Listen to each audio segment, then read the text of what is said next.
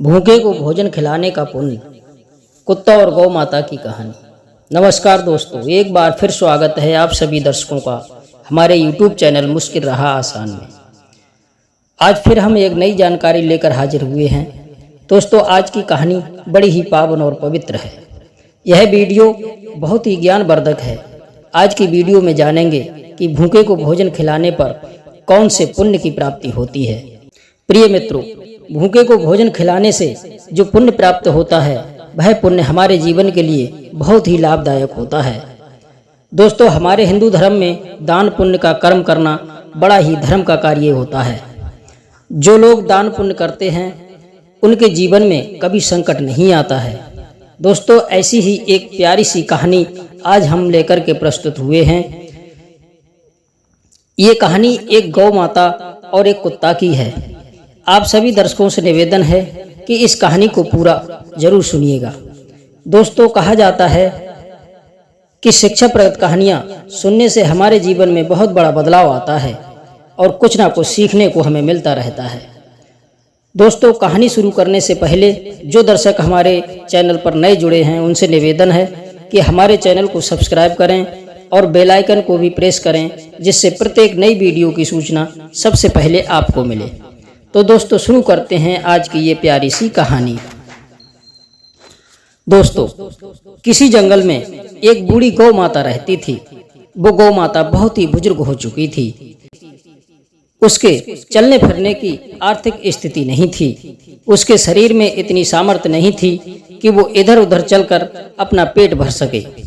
दोस्तों, अब तो गौ माता बहुत ही दुखी हो जाती है, क्योंकि वह एक ही स्थान पर बैठी रहती है। उस जंगल के आसपास कोई भी व्यक्ति नहीं रहते थे जिससे कि उसकी सेवा कर सके। उस जंगल में दूर दूर तक कोई नजर नहीं आता था। ऐसे सुनसान स्थान पर वो गौ माता रहती थी। उसी एक स्थान पर पड़े पड़े वो गौ माता बहुत ही कमजोर हो जाती है। उसके चलने फिरने की शक्ति खत्म हो जाती है। वो गौ माता एक ही स्थान पर भूखी प्यासी पड़ी रहती है। अब गौ माता ये आस छोड़ देती है कि इस घनघोर जंगल में मेरी सहायता करने कौन आ सकता है। गौ माता दिन भर भगवान से यही प्रार्थना करती है कि हे प्रभु, इस बुढ़ापे में मेरी सहायता करने वाला कौन हो सकता है। इस बुढ़ापे में मेरा कौन सहारा बन सकता है। दोस्तों, ऐसी स्थिति में हर जीव जंतु को बस यही एक उम्मीद रह जाती है और ऊपर वाले से प्रार्थना करता है कि या तो मेरा कोई सहारा बन जाए या फिर मुझे इस दुनिया से ही उठा ले।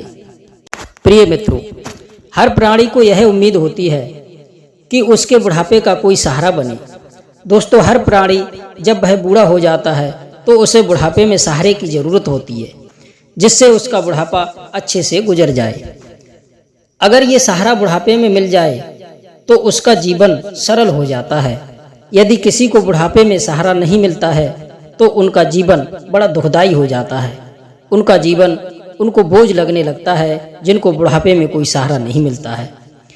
इन्हीं सब बातों को सोचकर वो गौ माता ऊपर वाले से विनती करती है और कहती है, हे प्रभु, इस बुढ़ापे में मेरा कौन सहारा बनेगा। इस जंगल में दूर दूर तक कोई नजर नहीं आता।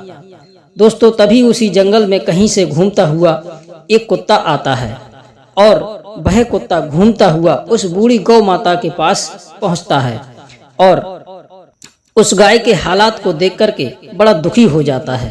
कुत्ता सोचने लगता है कि गौ माता बहुत कमजोर हो चुकी है और इसकी सेवा करने वाला भी कोई नहीं है, और इसके हाव भाव बता रहे हैं कि यह बहुत दिनों से भूखी पड़ी है, क्योंकि उस गाय के हालात ही कुछ ऐसे हो रहे थे और उस गाय की आंखों से आंसू भी बह रहे थे।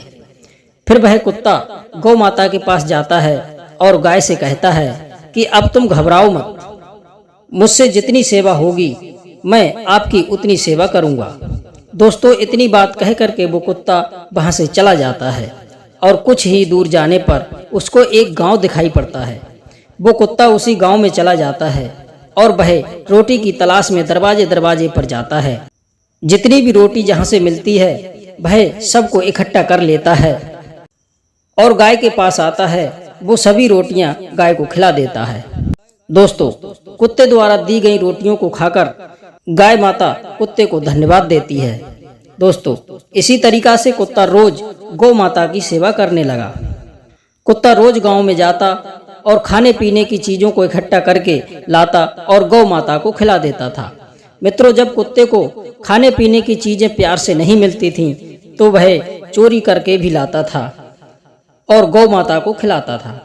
इसी तरह से वो कुत्ता गौ माता की अंतिम सांस तक सेवा करता रहता है।